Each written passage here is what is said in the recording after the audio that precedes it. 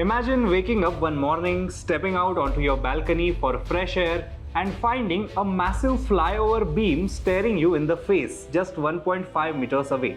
That's not a scene from some dystopian movie. It is real. It's in Nagpur and it has gone viral across the country. A rupees 998 crore flyover project has managed the unthinkable, slicing right through the balcony of a 150-year-old house at Ashok Chowk.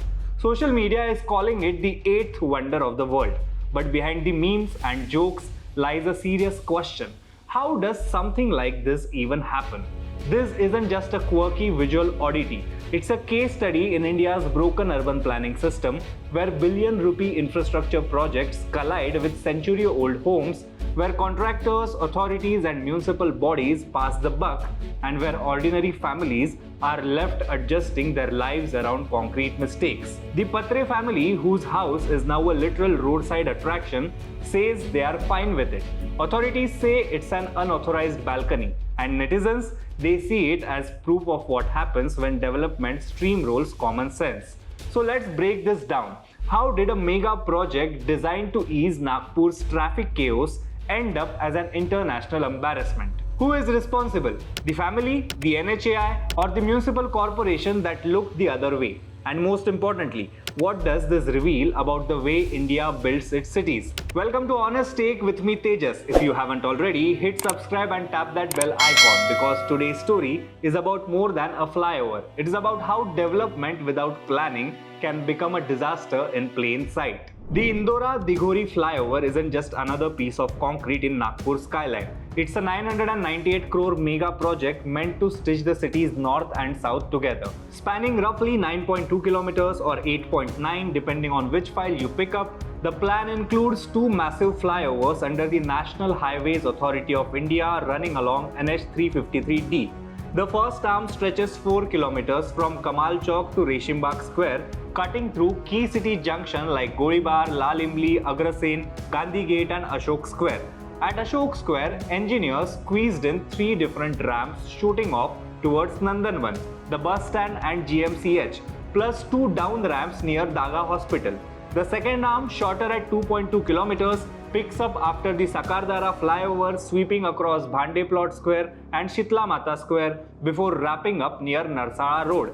On paper, it's a neat, ambitious design. In reality, the timelines tell a different story. Though planning started way back in 2015, tenders only rolled out in 2022. Official deadline, June 2026. NHAI now insists it will be done by December 2025, 6 months early, but with the Ashok Chowk controversy, early completion sounds like wishful thinking. Part of the job meant tearing down the 1996 built Pachpauli flyover, a process that kicked off on April 16, 2025 with a demolition schedule for about 6 weeks. The idea was simple, clear the old to make way for the new. But at Ashok Chowk, the plan hit a bizarre snag. An old house that really refused to blend neatly into modern blueprints. Meet the Patre family. Their corner house at Ashok Chowk has been standing for 150 years, home to 6 generations. It last got a facelift around the year 2000. The ground floor still hums with activity, shops like the family's Patre cycle store. Now the surreal part. The flyover's circular rotary beam cuts right past their first floor balcony. Instead of outrage, the Patres have responded with a shrug. This is not my utility area. We have no objections, says Praveen Patre, the current owner. His daughter Srishti even talks about installing soundproofing once traffic starts roaring overhead. Incredibly, they insist they were informed in advance and raise no safety concerns even as social media explodes over the sight of a balcony practically kissing a national highway. NHAI has a ready answer. The balcony itself is illegal. According to them, it jutes beyond the plot boundary. In fact, they say they flagged the issue during construction and formally asked the Nagpur Municipal Corporation (NMC) to demolish it, citing a letter dated October 11, 2024. The flyover, they insist, follows approved designs to the last detail. NMC backs this up, calling the property an unauthorized structure in a notified slum area. Assistant Commissioner Narendra Bavankar even claims the owner admitted there was no sanctioned building plan. Legally, the house has no standing, and yet, despite all this, work did not stop. NHAI sources quietly admit the contractor and Patre family came to an understanding. Build the flyover as is, through the balcony without resistance. No lawsuits, no demolitions. Just a handshake deal to keep the project moving. When videos of the bizarre structure went viral, NHAI scrambled to issue an official statement on September 12, 2025. They clarified that there is a 1.5 meter gap between the flyover beam and the balcony, that safety norms are intact, and that the protruding portion of the house will soon be demolished. It's the kind of clarification that raises more eyebrows than it lowers. Because the real question isn't whether a beam clears a balcony by 1.5 meters. It's how a Rs 998 crore project ended up with a flyover brushing against a century-and-a-half-old family home in the first place. At the heart of this controversy isn't just one balcony or one family. It's a snapshot of how our infrastructure is being built.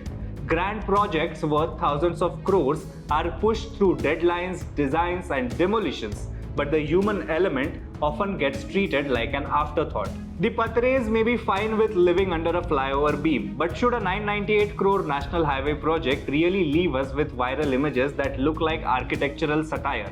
Nagpur's flyover was supposed to symbolize progress, speed, and modern connectivity. Instead, it's now a meme about planning gone wrong. Whether it's the fault of an unauthorized balcony or a system too comfortable with compromises, the fact remains: India deserves infrastructure that inspires confidence, not comedy. And unless accountability is demanded, we will keep paying the price for concrete shortcuts dressed up as development.